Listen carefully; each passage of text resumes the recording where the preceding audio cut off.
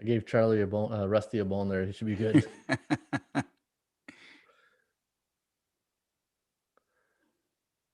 All right. How you doing, folks? Ron Raymond here from the Raymond Report, along with Ross Benjamin of RB Wins for a Football Friday, November 27th. Hopefully everybody's having yourself a good start to your day. As always, if you do enjoy these shows, please hit that like button and subscribe to this channel by tapping that notification bell in the top right-hand corner. Ross Benjamin, top of the morning to you, my good friend. How are you? And as my buddy used to say, the top of the morning to you and the rest of the day to myself. But it's the way, that's the ornery mood I'm in this morning because I'm off a bad day in the NFL yesterday. But as always, get up, go to work, and leave that behind and go to the next day, Ron. Hey, college basketball started. Wednesday, I gave my first selection out in college basketball. I had San Diego State +3, home underdog of 3 against nationally ranked UCLA, and San Diego State blew them out by 15, Ron. So going back to last year, that now makes me 51-31 with my last 82 college basketball 10-star top plays. That's good for 62%. And if you go to ATS Stats right now and you look in the pick section, I do have another 10-star top play in college basketball up for this evening. It goes in the Eastern Illinois Marquette game. Ron, back to you, my friend. Wow, I just asked you how you doing. Awesome. Hey, I'm in one of those moods today. It's Football Friday. I like the fair type thing, right? Yes, sir. No, that's awesome. Hey, Ross, you know what? You've been doing this a long time, and you get to a point where it's you're a good handicapper, and if people who don't know you and they haven't heard of you, hopefully they've been watching these shows the last couple of months, and like I said prior off air, this is show 77, and man, to me, I have so much respect for you. I think you're such a great handicapper, and I hope people who watch these shows understand the grind that guys like us and there's other good handicappers in the industry that we go through day in, day out. And hey, it's not as if we do just one sports, like we're doing NHL, NBA. I don't do college basketball myself because I'm an NHL guy, and it's a play that there's 3 sports, 3 leagues playing at once when you consider the NHL, NBA, and college basketball. I do NBA, but no, that's hey, Gonzaga. Wow, yesterday. Yeah. They look impressive, don't they? Number 1 team in the country right now, beat a pretty good Kansas team. So anyway, Ron, I appreciate your kind words, and that is true. You can't judge somebody on a one-day performance. We've discussed this time and time again, and it's what you could do for a customer over the long haul. And that's the way everybody should look at things. If you like to dabble in once in a while, that's great. But just understand, at times you could, timing might be everything, right, Ron? Yeah. You might catch Ron or me on a great day, and you might catch Ron or me on a terrible day. So, or week for me sometimes. Yeah, well, and it goes for all of us, right? So at the end of the day, it's a grind, Ron. You said it best. Yep. And Ross, you know what? Chip Trimbus will be joining our show next week, starting on Tuesdays and Wednesdays. I talked to Chip the other night. Lord help us all. Lord help us all. No, Chip's a great asset. Let me tell you that up front. Yeah, I asked Chip. I said, "So I hear you're suiting up for UMass next week."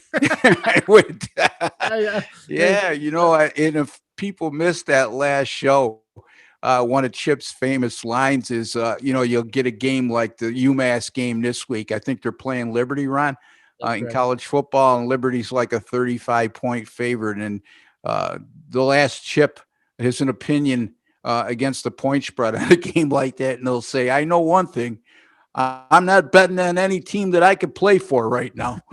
So, and UMass would fall in that category. So keep in mind too, Chip's 71 years old. So if he could play for UMass, you don't bet on him. But $10, I'd probably be a kicker though at this point, right? Yeah, exactly. Kickers, what the speaking of kickers, I always think of that Super Bowl commercial there. I think it was Miller Lite or something, when they're all running in the room with the champagne, and he's you got the Miller Lake can going. And he goes, "What are you doing, kicker?" And he goes, "What do you think this crap's for? The champagne? We don't ruin beer here." Yeah. Exactly. I'm a commercial guy, you know that. Yeah, you are. And a Cheers guy, and Seinfeld guy, and I bring up all these one-liners. Speaking of our team, Ross, where I was going with this, the Big Ragu, we did another DFS show the other night. Ragu's got some great DFS skills, and he showed again. It made some more money yesterday with the DFS. And now there's you. There's Chip, the Big Ragu. I told the Big Ragu the other night. It reminds me of the old was it WWC? The Four Horsemen. Yeah, there you go. There you go. Hey, he's my Paisan buddy, the Big Ragu. The Big Ragu. And different perspective, right, Ron? Shows a little versatility within the team with the DFS. You know what? It's like I told him, I said, I'm not a big DFS guy. Like, I'll dabble in it. But the thing I do respect and I love about the DFS is you're connected back to the players on each team again, where as a sports handicapper, you're right inside the numbers. But now you're getting back into like the when we first started, right? I could probably name you every closer in baseball and every, the DH and all the who's batting fourth. But with college football, NFL, NBA, there's so much information out there that your mind works overtime. But we got the 4 handicappers now on the website. We're building a great team, and the one thing I'm really happy for, Ross, is that we got the new software up and date. So now people can see your last. You know what? Let me do that right now. Let me do a screen share and show people now the new software that we have here. Do you see this here, Ross? Yes. Okay. Yes, I do. So on the right-hand column here, you can get my selections, Ross, Chips, and the Big Ragus. So let's say we go to Ron Raymond right here, and we go to the next page. And this is the page where it's our personal cappers page, where we'll have our own video where, this is to build a relationship with the clients and what you got going that day, a free pick, or talk about anything you want about sports handicapping. You got our bio. Our free picks, we got a free pick each day on the page. So if people want to know, get our free picks, they can get it on this page. They can also buy a subscription plan, either 7 days, 1 month, or all year, or whatever subscription plan the handicapper has put. And one of the best tools here, Ross, people get to see our last 25 picks. So they get to see what type of handicapper we are. And if they want to, do the calculations, they can see, I think I'm 15-10 in my last 25. So they can see the last 25 picks. And if they want to purchase our picks, they go see today's picks. And then once they get to the next page, you can see right there, I got 2 college football picks for today and 2 NFL picks for Sunday. And I know you got 2 college football picks going today, right? No, I got a college football pick going in the Oregon State game tonight. 5-star ATS winning side on that game. That goes at 7:30 Eastern time. And I also have, as I alluded to earlier, a college basketball 10-star top play in the Eastern Illinois Marquette game. That game goes at 7 Eastern, and it'll be televised by Fox Sports 2. So those of you out there who don't like to bet on games unless you could watch it on TV, that gives you that option as well. Exactly. And in order to get Ross's picks, you go to picks, go to Ross Benjamin in the pull down menu or on the front page. And then there you go. And he also has this show here, and he'll be updating that every day his members can see what's going on that day.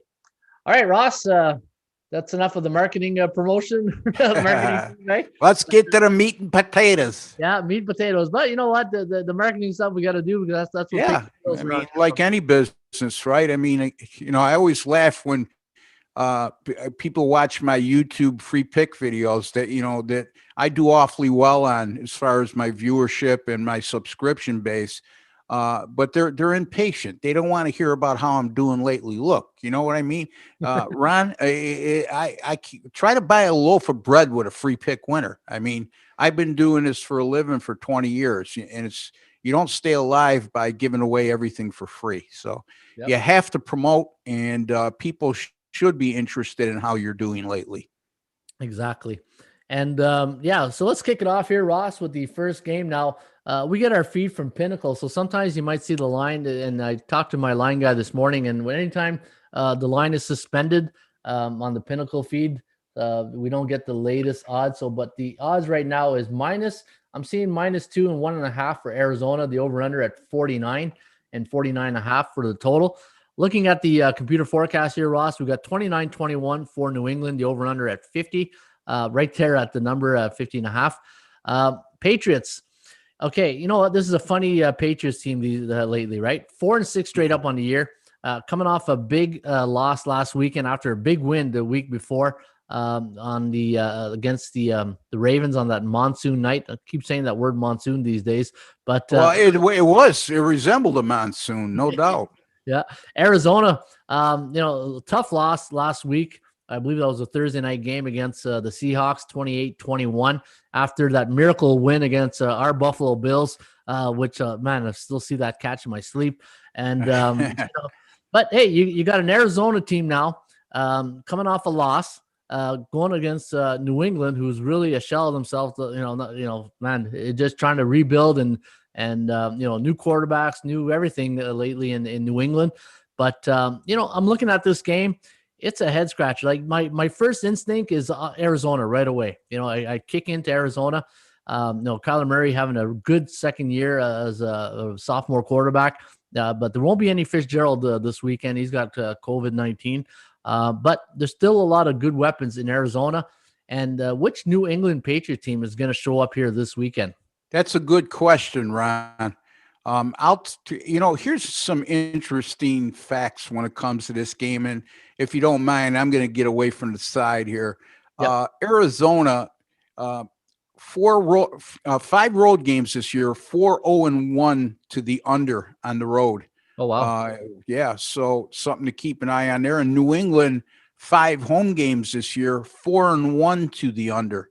I would also keep an eye on the weather forecast anywhere in the Northeast when it gets to this time of year, right, Ron? Because if you're looking at totals, that's one of the first things you should look at. Now, I always say the weather is always incorporated into the line.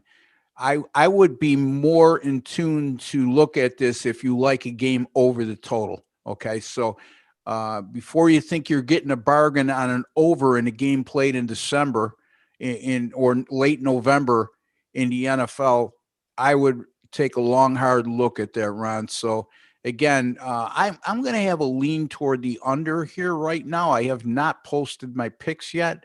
But, as far as the side goes, you're right, Ron. You just don't know what New England team's going to show up. And Arizona, 1-2 in their last 3, all in, quite frankly, without that miracle play at the end of the Buffalo game you just touched upon, they could very well be 0-3 in their last 3. Yeah, easily. And looking at some of the unders here, look at this. New England at home, the last 3 years coming off a loss, the under has hit 90%, 9-1 to the under. Wow. Yeah, you know what? You gave me something to chew on here, because I was just like probably anybody else looking at, from an offensive point of view of both these teams. Now going into this weekend, looking at Arizona, the 7th ranked offense, averaging 28.7 points a game, but New England, they're not even in the same ballpark. They're ranked 27th in the league with 20.9 points for. Both teams, though, almost identical. Actually, they are identical on defense, giving up 23.8 points against. So, which isn't bad, right, Ron? By NFL standards these days. Oh yeah, hey, and we talked about this off air, man. This is a crazy year, and again, I'm going to mention that money management. You really got, for me, anyways, personally, you're probably different. You really have to wait almost to the last day to put in your picks, unless you really love that number that you're getting. Yeah. Because you just don't know what's going to happen, and lower your risk. Like I'm lowering my risk because of just not knowing the unknown, and it's just been a different year. And if you don't adjust on the fly, if it ain't broke, don't fix it. Right? Just keep doing what you're doing. But if you feel like you're not, the bankroll is taking a bit of a hit, then you got to really adjust. This is my own personal opinion here, not Ross's, but to me, you got to adjust on the fly, and maybe you lower your risk until you build up that winning streak back up. But looking at this game here, Ross, both teams here identical on defense. And New England at home giving up 19.8 points against compared to 27.8 on the road. And the same thing for Arizona, 19.8. And then you nailed it at the top of the show here. Look at the homes and away under record. 0-4-1 for the Cardinals and 1-4-0. And look at this. In the last 10 head-to-head matchups between the Cards and the Patriots, 6-4 straight up New England against the spread, but 70% of the games have gone under the total. So I think you're onto something here with the under in this game. Yeah, one other thing too is New England since 2018, Ron, when coming off a road game, 16-5 to the under. Wow. So yeah, and if they're coming off an ATS loss, which they are, and they're playing at home, 8-1 to the under. I think you touched upon that pretty close to that 9-1 you said, but anyway, yeah, a lot to look at in that regard. And I know everybody thinks of Arizona as that high-powered offense, but again, it's about beating the number, and this number at 49 on the road would tend, once again, for me to take a long, hard look at the under in this game, Ron. Well, let's look at Arizona's last couple of games here. Tough loss against Seattle. I'll call it a lucky win against Buffalo. A loss to the Dolphins, then the Seahawks. And then they got the Rams on deck. So Arizona, their strength of schedule in the last 5-6 game is compared to New England's at 33.3. It's a tough one here for Arizona. If I'm looking at their schedule on the season, let me see who they have on deck here. Trying to find their they have Giants. After this week, they play the Rams at home, the Giants, Philadelphia, San Francisco, and the Rams. So a very doable schedule. The Rams, of course, will be a tough division game, but they get them at home at the Giants. Well, you never know at the Giants. The Giants are playing much better of late, right, Ron? Yep. So look at all these defenses they're playing. The Rams defense twice, San Fran's defense. The Eagles. What about the Giants defense? I mean, if you look at them in total yards, they're an extremely improved defense. Yeah. So no, you know what? I think Arizona right now they're going to be in tough here in the next, and another good defense with the Patriots. Well, maybe not they're not a top 10 defense, but you're still going up against Belichick. Exactly, Ron. Very good point. Yeah, and that's the master of halftime adjustments, which I also think McVay now is a master of adjustments. He's 32-0 when leading at halftime. Yeah. If I could add to what you just said, Ron, about adjusting on the fly. Yep. I echo your sentiments. This year especially, if you don't adjust on the fly this year, you're asking for trouble.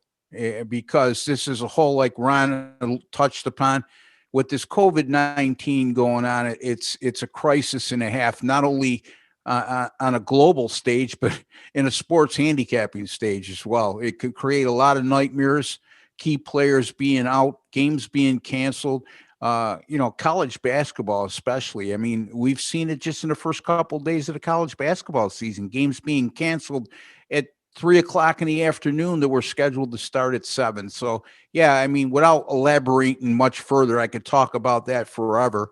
I echo your sentiments there, Ron. Yeah, it's to me, it's a sensitive issue because you're dealing with anytime money, right? You're talking about money, and there's pride and egos, and I'm just not talking about us. I'm talking about any type of gambler, with their own personal situation. To me, you lower the risk until you feel comfortable in the market that it's calmed down. And right now, I just don't feel that it's calmed down because we've seen it all the time in the SBI, right? The sports betting index that we have here. You look at the SBI, man, it's a topsy-turvy every week. Like we're talking about the overs and then the underdogs coming in. Like haven't seen a lot of favorites. And let's be honest, public perception and the public, the people who bet on sports who are not really hardcore recreational gamblers, they're more inclined to go with the favorites and over. And the over, yeah, good point. And they did well yesterday because both overs cashed in, and then the favorites were 1-1 yesterday. So I don't know specifically or have any facts to back this statement up, but I can almost assure you the sports books did not do very well yesterday. Yeah, no, I think you're right. We have a user in the chat room says, Gerondrick Joyner says, Cam not consistent though. Yeah, that's true. He's not consistent. And, the Cam Newton to me, dink and dunk and RPO specialist, right? But, he doesn't have a lot of weapons to work with. Calvin Lee says GM. Yeah, you know what, Ron, though, if you're betting on New England because of Cam Newton, it's not like he was at Carolina where he was a heavy factor in handicapping a Carolina game. Is he going to have a big game, or is somebody going to be able to contain him? It's a moot point now. You have to look at other variables when you handicap a New England game beyond Cam Newton, because he's not going to win a game by himself anymore. Not like he did a few years ago when he was the MVP, where he could actually steal a game for Carolina, or he was able to dominate a game. It was a good reason why the Panthers may have blown another team out. I don't think that, again, correct me, I'd be interested in hearing your thoughts. I don't think you need to weigh so heavily on Cam Newton anymore. You have to look at other factors in a New England game when handicapping it. Anytime for me, like when you got a system quarterback, that's what he is to me right now, is a system quarterback that works in a system. And it's almost like when Baltimore won their Super Bowl in, was it 2000 with Trent Dilfer? When you got a good defense that can bail you out, which in New England's, ranked 13th, I said, on defense. Yes. But Cam Newton's not that guy. He had one good game this year where he looked like a pocket passer when against Seattle, right? That game against the Seahawks, I saw a Cam Newton that I haven't seen in a long time. This year. But you know what, Ron? Let's keep in mind Seattle's one of the worst. Yeah, true. First pass. So I mean, again, you have to factor that in. Now, that's not taken away from that 397 yards passing he had in that game, but let's consider the fact, they were playing from behind for most of that game. They were pass happy for the majority of the second half, and he was going against I could go out on a limb and say the worst pass defense in football right now. Yeah, and to his defense, he doesn't have the weapons in the like every week you got to look at the receiving core for the Patriots, because there's no consistency, there's no rapport being built, and and being an offensive coach myself, you got your bread and butter plays. There's always like 2-3 plays that you're comfortable plays, either in mid-range throws or long-range throws. And because the roster is so depleted and it's a different receiving core almost every second week, he doesn't have the consistency of his go-to plays. What missing Edelman's killing him right now. Yeah, and even with Edelman in there, Ron, you would be hard pressed to say that New England has a receiver that's a threat in the vertical game. Somebody who could stretch the field, somebody who could open up the middle of the field or short passing routes open because there's such a threat. Somebody who demands double teams. They don't have that right now. No, exactly. And even with Edelman has been a career possession receiver, Ron. He's not a guy that's going – on occasion he'll catch a ball and go 30 yards that he caught and ran for an additional 20 yards. On occasion he'll catch a pass over 30 yards, but he's not been known as a deep threat. Let's put it that way. And that's what New England is lacking right now.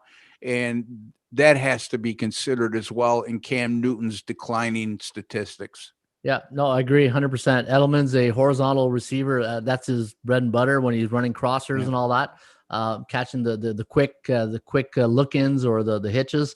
But yeah, he's not the speedster, that's for sure.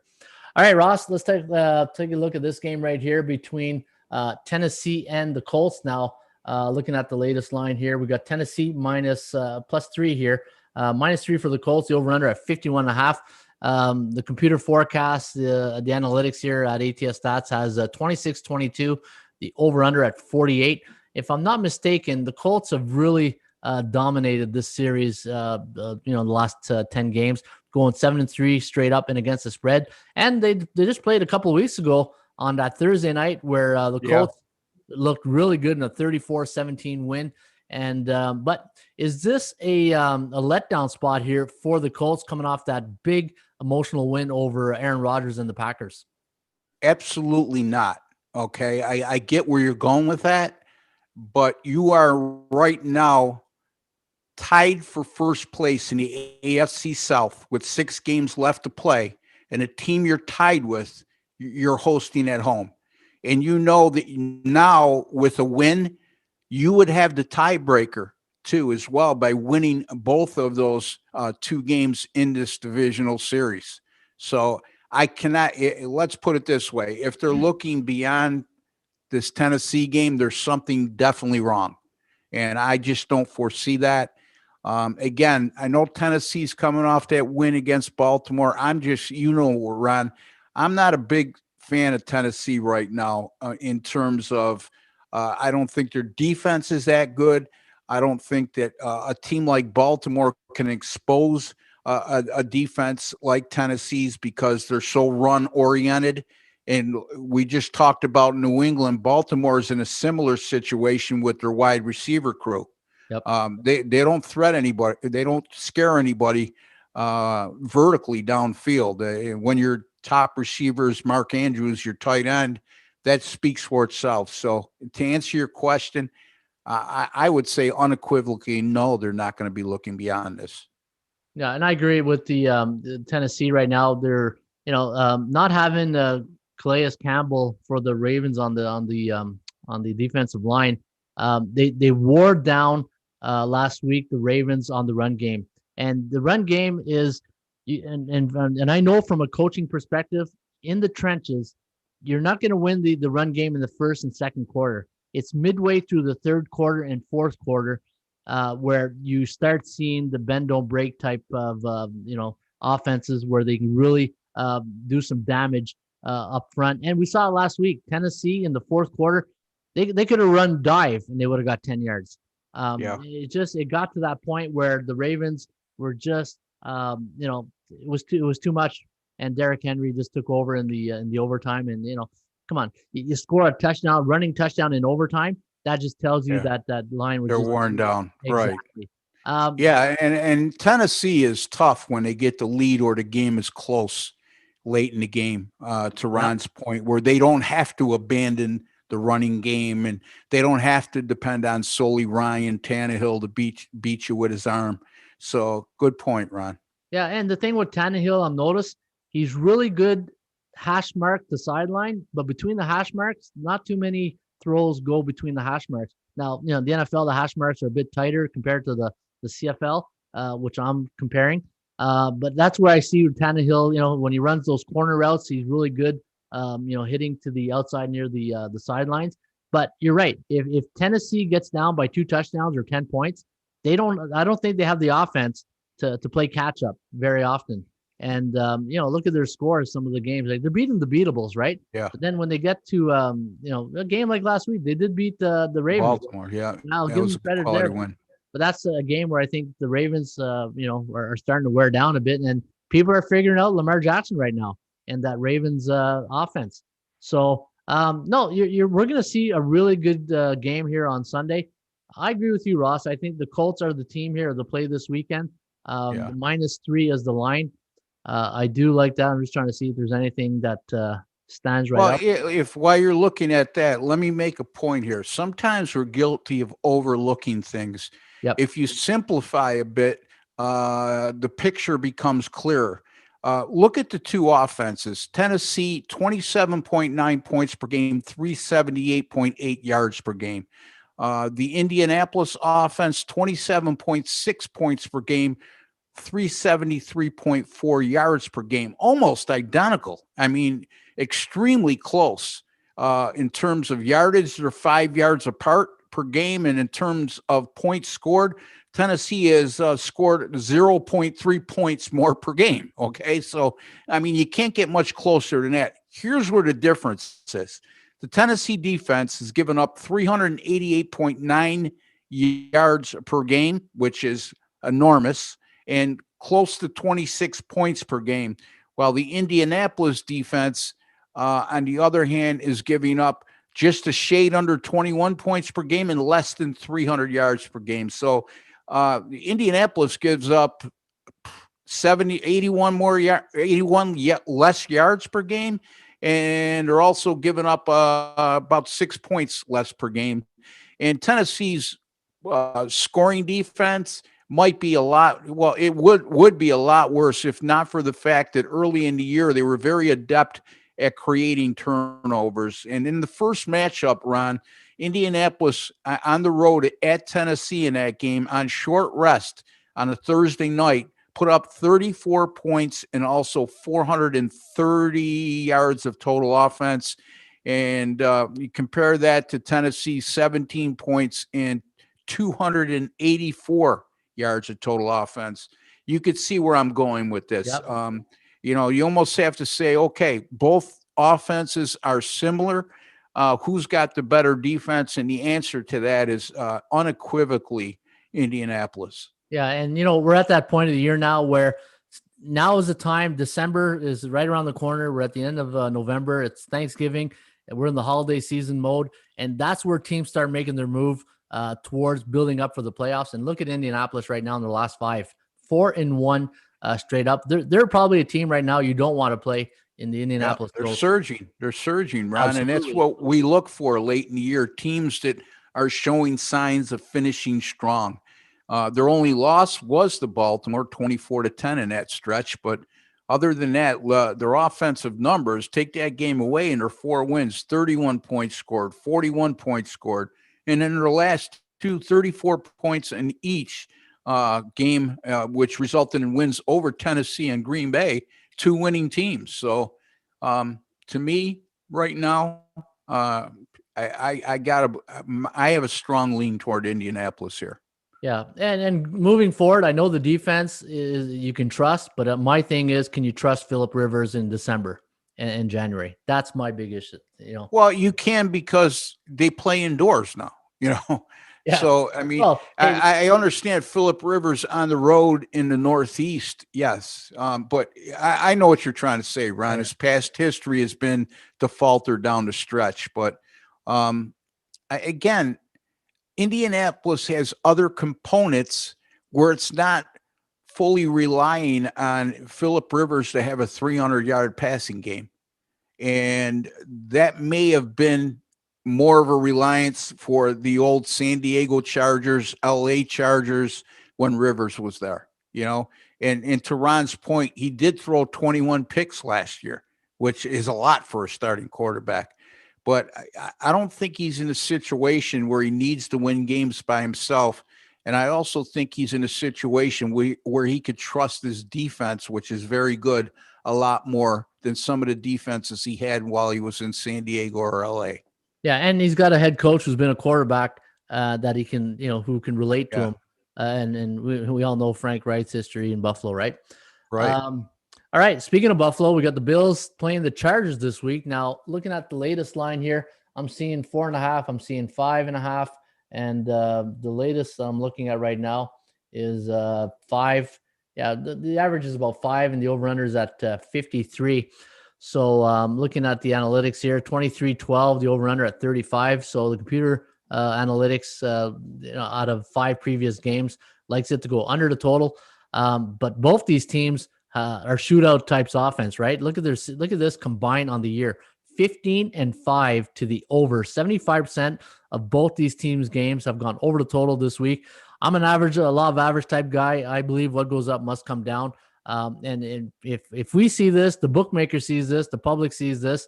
I'm sure it's going to be that the flavor of the week where everybody's going to be wanting to play the over in this game. To me, that's very, I think I'm going to lay off the total, but I hate to say this, being a Bills fan, but my wallet is, I think with my wallet, not my heart. I think the Chargers look to me to be the strong play here. And I'll tell you why, Ross, there's a couple of reasons. One, this LA Charger, LA Charger, I keep wanting to call them San Diego. Yeah. This Chargers team, when they face A-type teams in the Raymond Report, so teams that are above 60% in the standings, they've done pretty well against the spread. Look at this. When they face a team like, okay, let's call the Raiders a good team, 31-26. They're within the number. The Saints, 30-27. The Bucks, they were winning at halftime, 21-7. Not the Panthers, the Chiefs, they gave the Chiefs a run for their money here in 23-20. So they seem to step up their game when they're facing, the big dogs in the league, and Buffalo finally making that next move that we've all been waiting for in Buffalo. And now it's each week the Bills play. We're like, okay, is the wheels going to come off, or how are they going to respond after that Hail Mary pass against Arizona? And man, it's just, we've been there before with the Bills. And I don't know, like, I see a 26-23 type win for Buffalo this weekend. I don't know how you feel. Yeah, I mean, you look at the Chargers' record, Ron, you touched upon this briefly. They're 3-7, Ron, but all 7 of their losses have come by 8 points or less, which is one possession. Yep. So it's not like they're getting blown out at all in any of those games. And Buffalo, since 2018, has been a home favorite 11 times. But they're just 5-6 against the spread in those games, even though they won 9 of the 11 straight up. So it lends itself to your opinion, Ron. Yeah, and I want to show Ross. I told you I was going to show the this at the beginning of the show. You see this here, the standings? Yes. Okay, perfect. This is a new feature we have here, folks, at atsstats.com. It's, we always say we're not handicapping the teams, we're handicapping the number. And look at this. And if you want to get this, if you're a member of ATS, go to tools, go to ATS standings, and you will get this. And what we do is we track the home teams, the home favorite, the home underdogs, the favorites in the certain range, and home favorites this season of -3.5 to 6.5. Look what they are straight up: 25-14-1 for 64%, but only 42% against the spread. But again, 62.5 to the over. Yeah.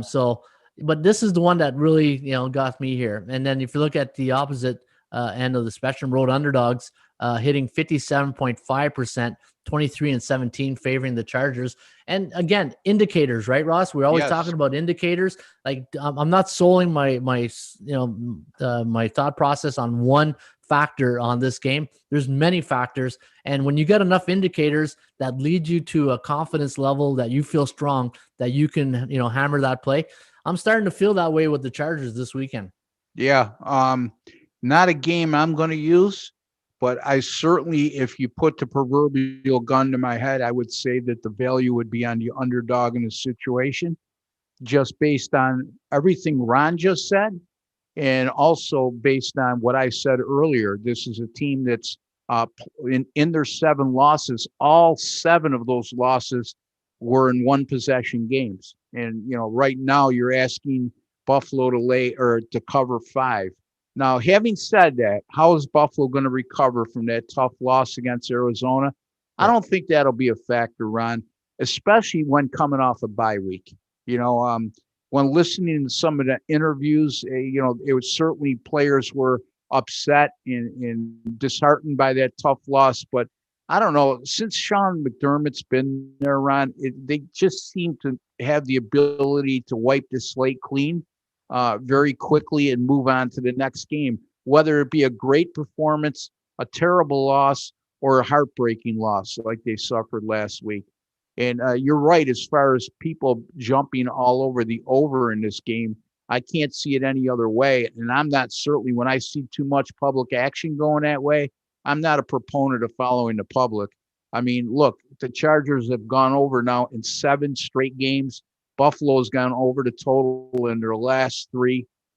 So if I was to do anything, I'd probably take the contrarian approach here and go against general perception.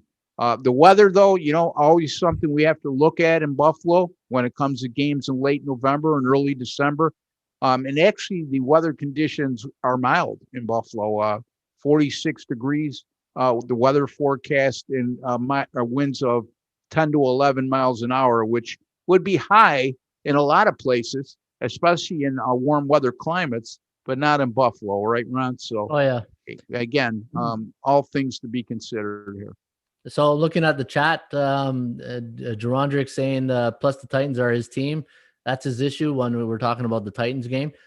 Thomas Maggio says Giants and Raiders is strong. Do you have an opinion on those games?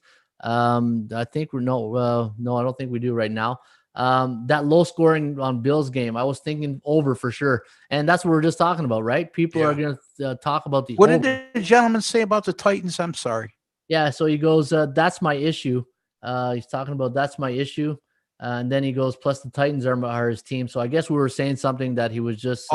I got you. Okay. Yeah. Well, understandable. If it's your team, if it's your team and you're 7-3, certainly you're going to have that position. I respect that. Yeah. And Thomas asks Giants and Raiders. We've said the Giants are a team you don't want to face right now. But after watching Washington yesterday, that to me gave a little bit more strength of to the Bengals and how they played, after they lost Burrows, but Giants are a tough team, and we know their road record against the spread is good. But I'm not going to. It's a whole different animal now, though, Ron. The road record's been good against the spread over the last 3 years. As an underdog, right? Yeah, as an underdog. Correct. All of a sudden, they're in an unfamiliar role. Yeah. And, so. Just ask Miami that last week, right? Yeah, exactly. Yeah, so, great analogy. Yeah, so that's what we think, Thomas. The Raider game against Atlanta. I'll have to give that more thought. On my first gut instinct. It's a head scratcher, right? When you see a team, let me look at the records here real quick. The Raiders are 6-4, I believe, Ron. And if I'm not mistaken, Atlanta's 3-7. Let me double check that before I. Yeah.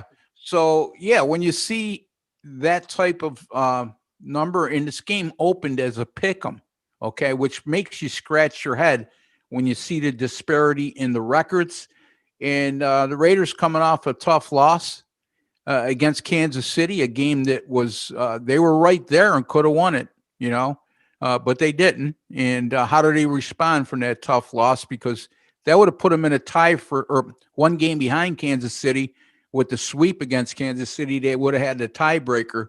But now it's a matter of the Raiders are now having to contend for a wild card spot, Ron. So a whole different animal right now.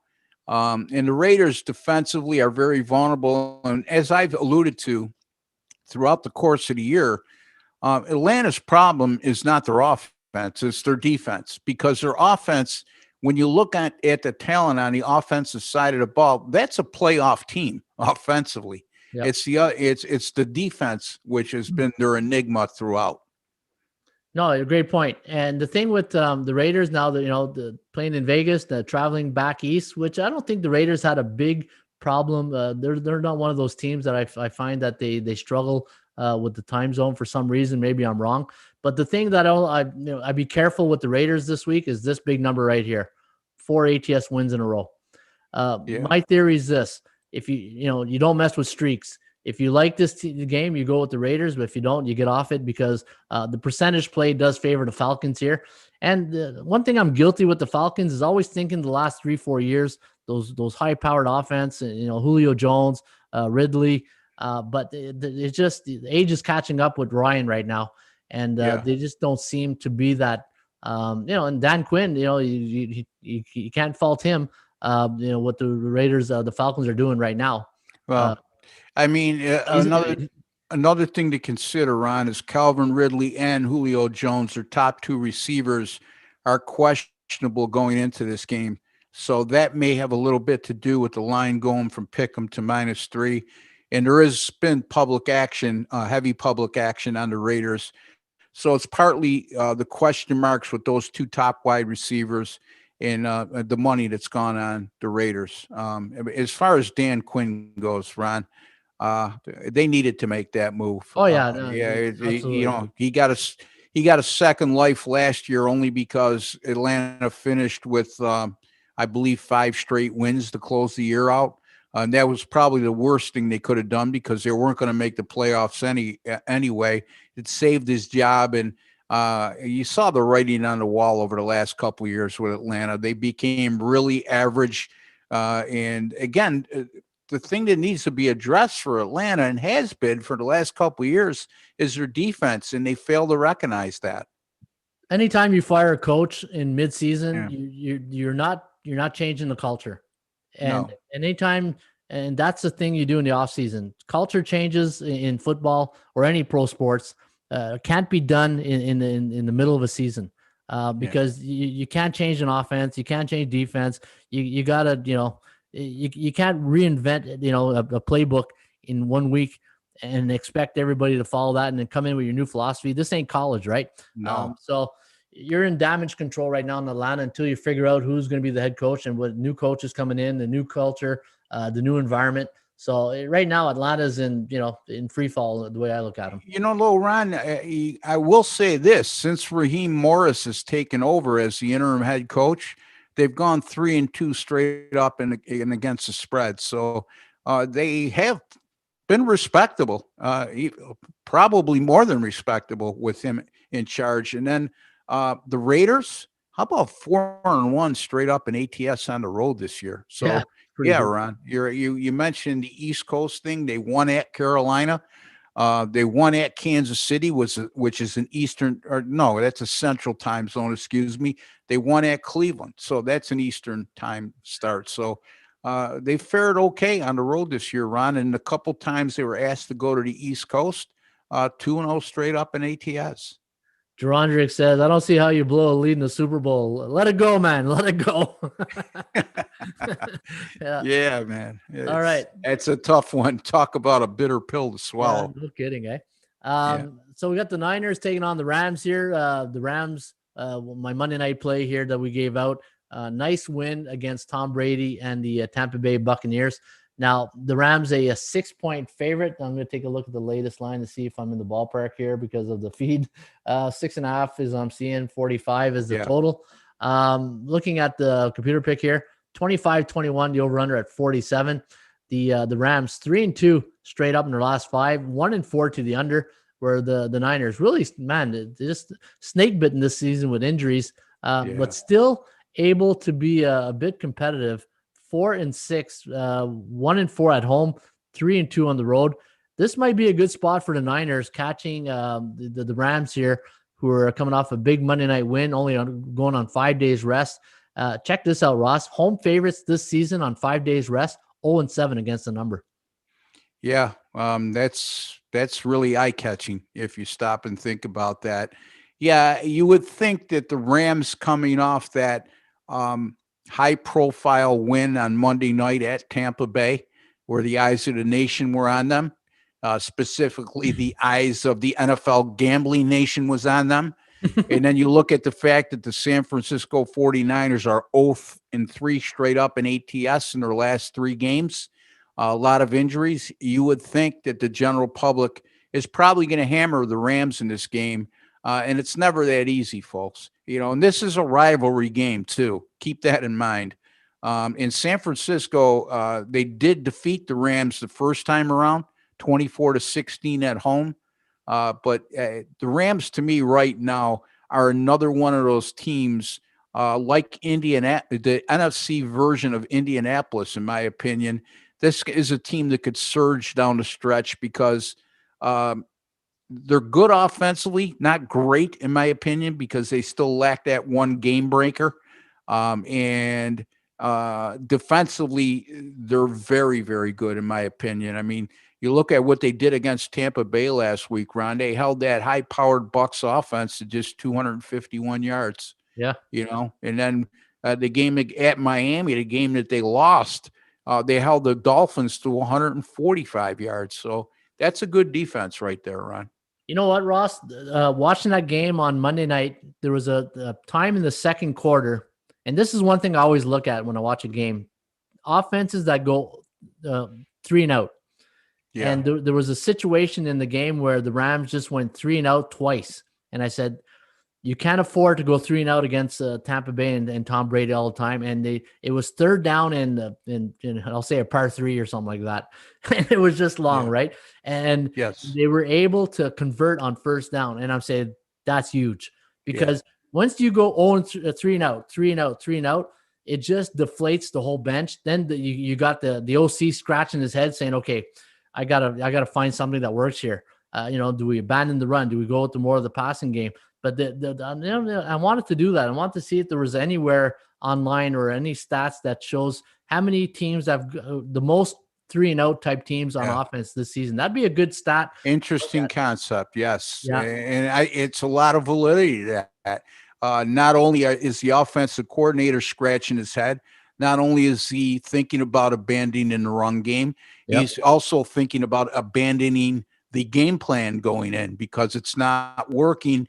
Not to mention the fact that if your defense isn't getting any stops, they're on the field for a long time and will be worn down by the second half. So, yeah, that might be a pretty good angle to look at when handicapping the game, Ron. Hey, as a bettor, you've seen any better, you've got a favorite team each week, right? And this Monday night was the Rams. And when you see the team you're supporting go 3-and-out, not only the gamblers getting frustrated, we know for sure the OC is getting frustrated too. But back on this one here though, Ross, I think this is a great spot for the 49ers. Look at this, the percentage play, the chance of covering 80%. That's because coming off 3 ATS loss straight up and against the spread, which fits into your right into your wheelhouse when you come to that angle you taught me many years ago against a team that's coming off 2 straight up wins and 2 ATS loss. I always thought it was ATS loss versus an ATS win, but you corrected me on that, saying it has to be straight up win and straight up ATS loss. Oh, yeah. And this, I think we got a great percentage play here when you think just the numbers, folks.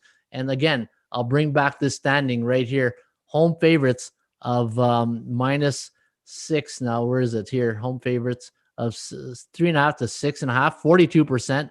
I think this is a strong play here for the Niners if you do like San Francisco this week.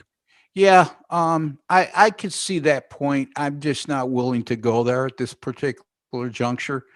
Like I said, I haven't released my picks yet, but I certainly can understand your reasoning, Ryan. Yeah. Hey, we'll see. I do have 2 selections this week. And speaking of our picks, Ross, again, just want to mention to the new audience who are showing up on our chat, we have a new software here at the website at atsstats.com. You can get our selections. The 4 horsemen is what I call them right now until I find a new name. We got Chip Chirimbus, who will be here next Tuesday along with me and Ross. Big Ragu, a DFS expert, myself and Ross. So let's say you want Ross's plays for today. Hit on Ross Benjamin's pick. And on the next page, you're going to get his personal page where you can get his subscriptions and view his last 25 selections. And if you look below the video, he's got a video here of him and Chip doing their last podcast, and that will be updated every day. But if I hit on Ross's today's picks, it'll tell you what he has for sale going today, and you can get these selections for Ross or all the handicappers right here at atsstats.com. All right, Ross, let's take a look at the final game here between Chicago and the Green Bay Packers. Now, talk about a great rivalry game here. It's going to be on the late night game at 8:20. And sure enough, who makes an appearance in the show? Yeah, the bone is gone. The bone you gave him before the show must have been, he's done with it. Yeah, he's done. Every Friday I give Rusty a bone, but it only has a shelf limit of about 45 minutes before he goes in. But so looking at this game, 7.5 point is the home favorite for the Packers. The over-under set at 45. ATS forecast going to lean with the Packers by 10 here, 26-16. The over-under at 42. Packers, Ross, coming off that big loss to Arizona last week, a tough loss, not a big one, but a tough one, a game where that could have went either way, 34-31. Again, no defense, like you've mentioned a long time with the Packers. In fact, looking at the Packers, ranked 17th on defense so far this season, ranked 3rd on offense, averaging 30.8 points a game. But you're facing a Bears defense, which is ranked 6th, but 31st on offense. I'm seeing that Trubisky might get the nod here this weekend, which I think is the right call. Maybe the totals where I'm leaning in this game. Yeah, you know what? Trubisky getting a call. I was a big proponent of going with Foles just because of the reasoning you signed him for big money in the offseason, and you opted not to use the fifth-year option on Trubisky's rookie contract. Having said that, again, going to Ron's adjusting on the fly, you look at Chicago's offensive line and Nick Foles' lack of mobility and the offensive line's inability to protect the passer for any length of time. Going to a more mobile quarterback in Mitchell Trubisky is not only a good move, but it's should benefit this Bears offense, because he has the ability, when plays start to break down, to scramble, make plays on the run with his arm, or to run and move the chains on third down. So that's something they sorely lack with Nick Foles, and I think it might be a key contributing factor here in the game against Green Bay. Now, on paper, Green Bay, you look at the whole resume, Green Bay is a better team. Chicago's reeling right now after a 5-1 start. They've lost 4 in a row. And Ron mentioned their offense. Boy, oh boy, look at the rushing yards, Ron, over their last 7 games. 28, 35, 63, 49, 96, 56, and 41. It's hard to win games, even as good as the Chicago defense is, if you're not able to rush for more than 100 yards in a game. And to go 7 straight games with 96 yards or less rushing, I'm surprised they were able to come away with 2 wins during that time. And let's take a look at the Packers' last 3 opponents. The Colts, okay, very a team right now that's top 10 team. The Jaguars, who I feel are playing much better football the last couple of weeks, gave the game all they can handle 2 weeks ago at Lambeau, 24-20, and then the 49ers 34-17, and then they lost to the Vikings 28-22. This Packer team's reminding me a lot of last year's Packer team right now. The wheels are starting to fall off, and you can only ask so much of Aaron Rodgers, because the one thing in the NFL that defensive coordinators, that's their job, is they watch film, they do practice all week. It's not like an amateur football where the DCs can watch film for like maybe an hour after work, and these guys are like in the dungeon, in the war room every day, watching film, trying to figure out what they're doing next. But the one thing that Green Bay has going for them right now, and you got to give them the benefit of the doubt, is their head coach, Matt LaFleur. This guy has put in the work. He's to me, he's an up and coming good young coach. And right now, I'll give him the benefit of the doubt that he'll be able to turn this around in December and January. But he's got to figure out a way to stop offenses. And it's tough to win at Green Bay in this time of year too, right? But Chicago's used to this weather. If any team's used to this weather, I think Chicago might be worth the look here. But Trubisky, I'm trying to think what quarterback right now, like you said, exactly. He's a scrambler. He's not a deep thrower. Who's another quarterback that would be like Trubisky right now? Maybe Tannehill? Yes, because Tannehill is he's very mobile as well. He's a former tight end in college, so he's used to running with the ball. I was going to say Josh Allen, but when you compare the two arms between Allen and Trubisky, it's night and day. I think Tannehill's a real good comparison, Ron. Yeah, and looking at this rivalry in the last 10 games, Chicago at Green Bay in their last 10 games, 2-8 straight up, 4-6 against the spread, 4-6 to the under, and overall in the last 10 games 8-2 straight up, 6-4 against the number, and 5-5 to the over under. You know what? It's just if you're going with momentum swings, and look at the strength of schedule, that just hit me right there, like 22%. But you know what? But here's another thing, Ross. When I see something like this, I'll play devil's advocate. Sometimes when you play these teams that are not, playoff type teams, you sort of sink down your playing level to their level. And I wonder if Green Bay got guilty of doing that against Jacksonville, against the Vikings. They even though they're playing better of late, they haven't had a good start. And division rival of the Vikings, right? You know what? I wonder what their record is at Lambeau versus division opponents in the last couple of years here. I could look that up if you gave me a second, but I'll make this point right here, though. Green Bay is 7-3 to this point. They've only played 3 teams out of their 10 games that currently have a winning record. So they've been a beneficiary of pretty much a soft schedule. And you look at their schedule down the stretch, Ron. Chicago on Sunday, Philadelphia, Detroit, Carolina, Tennessee, Chicago. So 5 of their last 6 games now are against teams that have a win percentage of 500 or less. So, I mean, it's they don't fare well when they face teams that have a winning record, but they're beating the beatables, like you said, Ron. But now it's at a point where you have to consider how many points they're laying, and it's not about winning the game straight up. Can they cover? Can they cover against a good defensive team like Chicago? Will Trubisky make the difference in that game? And if you take it from here on, I'll give me 2 minutes and I'll get that answer for you on the Green Bay divisional home games. Yeah, looking at Chicago's offensive scoring against division opponents on the road this year, they averaged 20 points for and 21 against. So Chicago on the road defensively all season, only giving up 20.9 points against. It's that offense. The offense is just so inconsistent, and you can't trust them. You just can't trust Chicago. And now Matt Nagy's given up the OC play calling.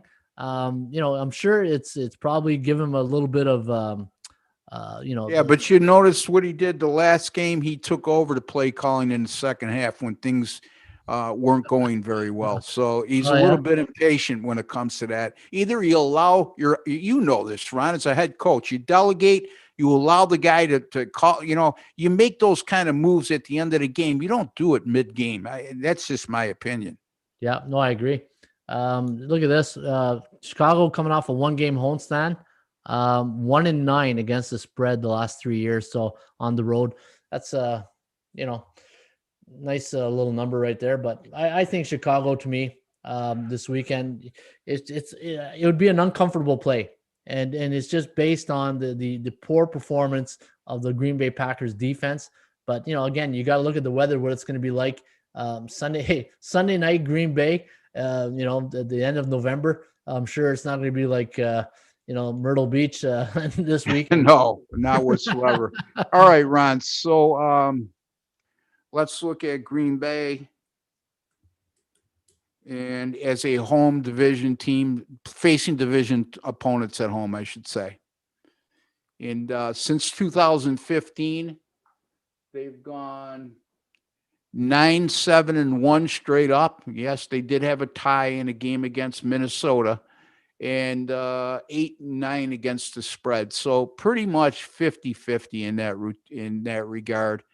And let's see here, one step further, if they're coming off a win or loss, and yeah, I don't see anything significant, but it's not as good as people would have thought. Yeah, Green Bay at home in a division. So I know that's why you wanted that question answered, because you had that inclination in your head already. Yeah, I thought there'd be yeah. But again, I think the total might be worth a look here to the under. I think that might be, but again, to me, the total, it's just when you got an offense like Chicago that's too inconsistent, and then you got a quarterback change coming up. There's other games on the board to look at. All right, Ross. It's Football Friday. What do you got going this weekend? I'm going to have a full slate going. I got that one college football game going tonight, college basketball, 10-star top play tonight at atsstats.com. I'll have at least 3 selections in college football on Saturday. I'll have at least 3 selections in the NFL on Sunday. 35 and 26 with my last 61 NFL pay selections this year. And don't forget, college basketball is underway, Ron, and I'll be filtering in some college basketball plays. My college basketball 10-star top plays, 51 and 31 over my last 82. That dates back to 2 seasons ago. So it's been consistent success in that regard. And like I said, I got the season off with the 10-star top play on San Diego State on Wednesday as a 3-point home underdog, won by 15 over nationally ranked UCLA. Wow.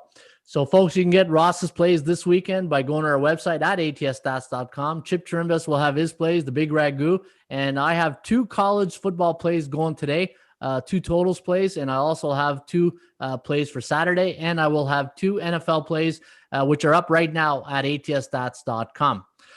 All right, Ross, have yourself a great weekend, buddy, and all the best. And hopefully all winners be ours, right, this weekend?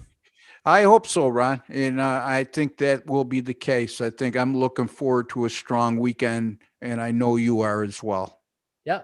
All right, folks. Thank you for all the feedback today in the chat. Really appreciate that when you guys are giving us some ammunition to deal with. And hopefully all your winners are good ones this weekend. And thanks again for watching the Raymond Report along with Ross Benjamin for a Football Friday. For Ross Benjamin, this is Ron Raymond. This was the Raymond Report Sports Betting Podcast for Friday, Football Friday, November 27th. Folks, have yourself a great weekend. As always, shop for value, play those percentages. We'll see you back shortly with another Raymond Report.